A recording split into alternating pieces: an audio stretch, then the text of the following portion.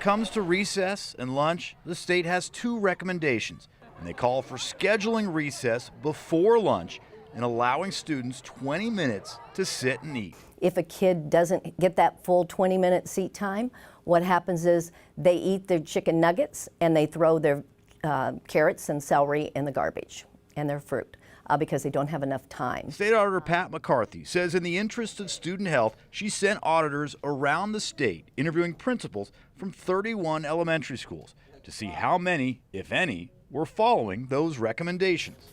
To help illustrate the results, we bought a pizza, an all-time school lunch favorite, right? Well, of the 31 principals who were interviewed for this audit, only one said their students are required to sit and eat for 20 minutes.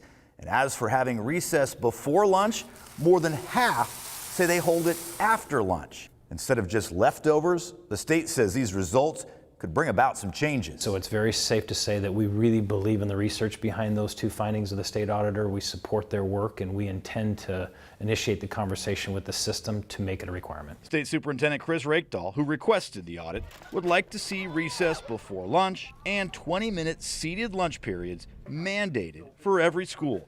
But he knows that could be tough in some districts. You got to have a facility to make that happen.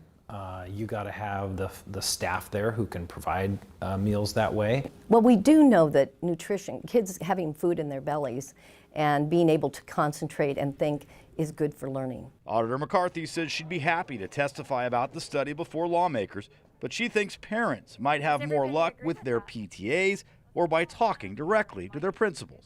I think the power of parents is underestimated sometimes, and I think they could definitely change the dial, move the dial on this by saying, we support this. Drew Mickelson, King 5 News.